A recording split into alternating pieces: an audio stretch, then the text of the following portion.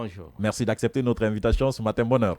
C'est un honneur pour moi. Ça explique aussi la jeunesse et l'énergie dans le corps de se réveiller en ce moment pour venir faire des interviews. Tout à fait. Nous sommes émus. Merci beaucoup. Donc, je racontais tout de suite comment ça va se passer. Donc nous allons avec vous commencer les rubriques de cette émission. Tout de suite, la bio.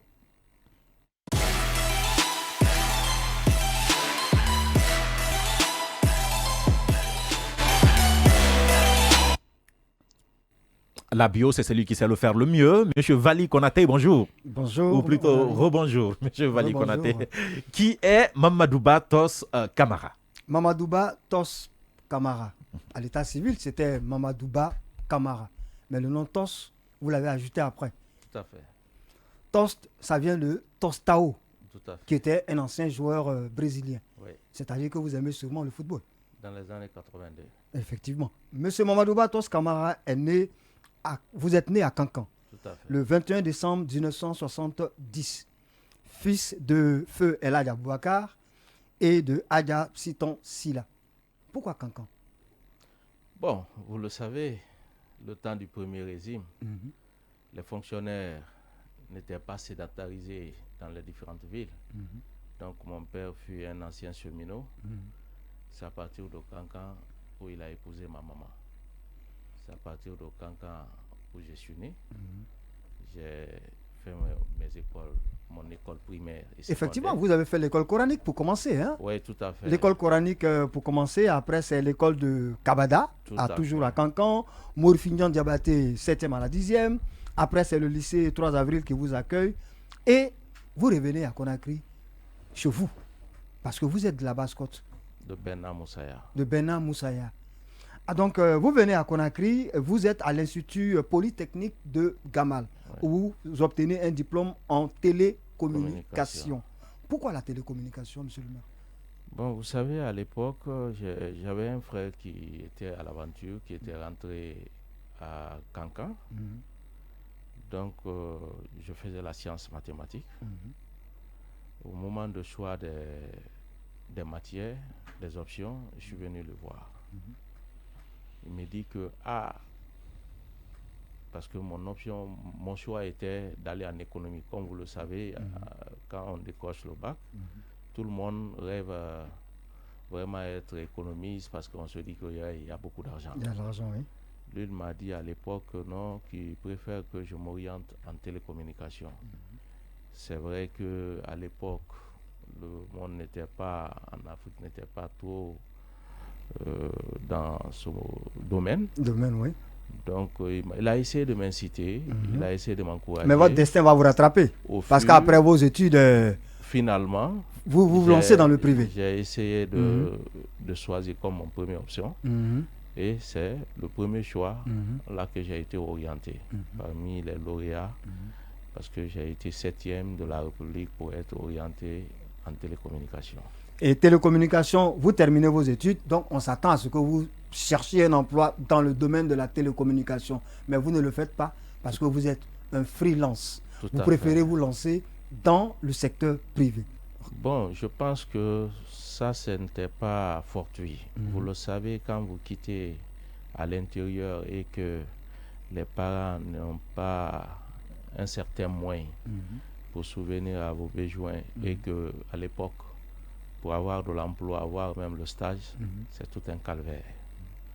Du coup, à partir de 3e année, 4e année, j'avais déjà une vision de m'orienter dans un autre monde.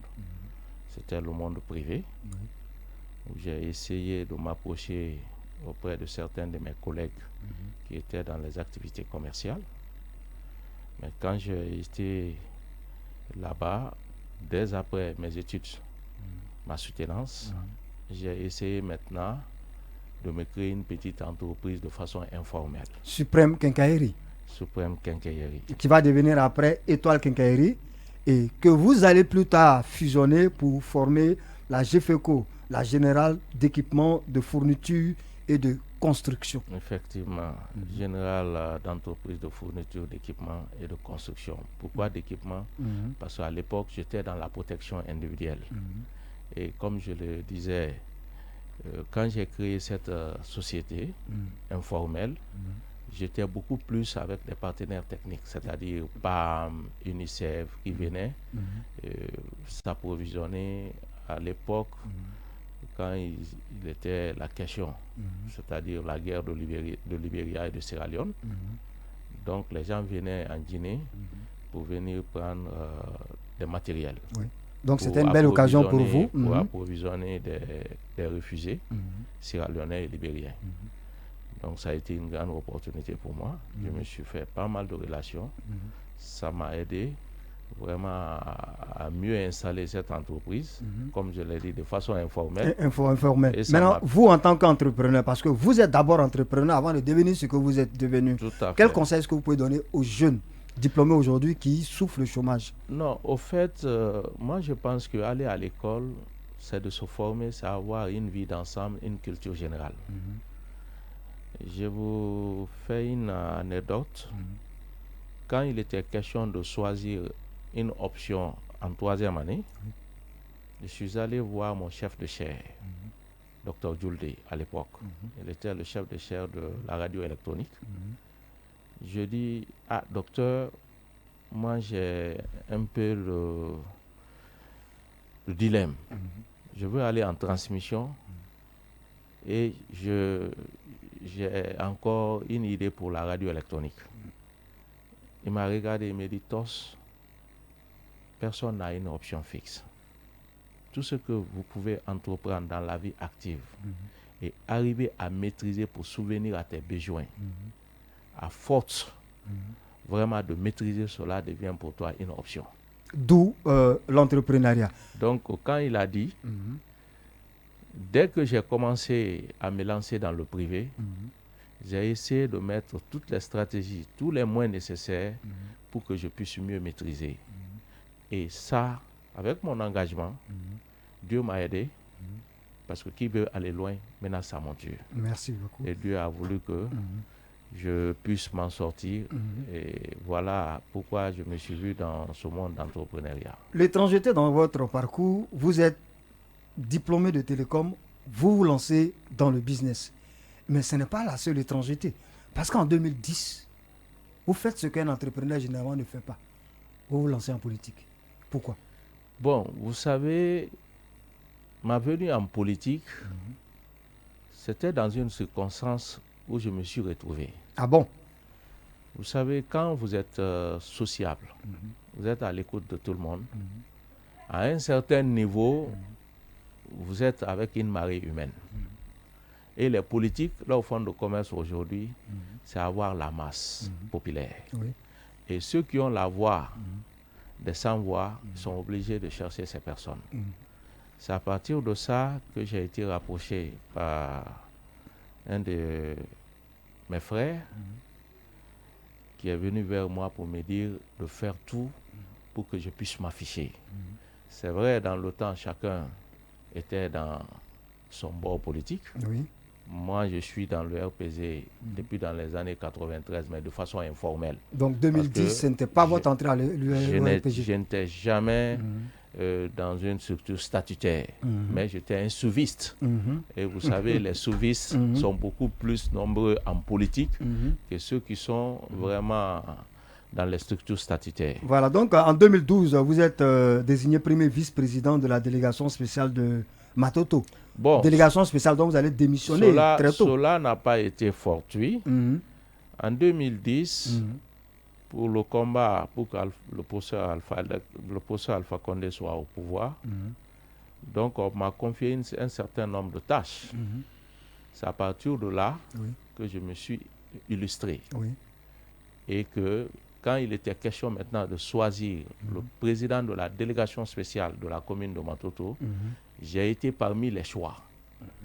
Normalement, je devais être le président de la délégation spéciale, mais Dieu a voulu que je sois le premier vice-président de la délégation spéciale. Et donc, vous en démissionnez? Oui. Mais vous en démissionnez, les raisons? Oui, parce qu'il y a eu beaucoup plus de tracasseries par rapport à ça. Et je me suis dit à l'époque que le temps n'était pas opportun qu'on se tape des poitrines pour avoir un poste de responsabilité, vu que à l'époque, rien ne me dérangeait de vaquer à mes activités.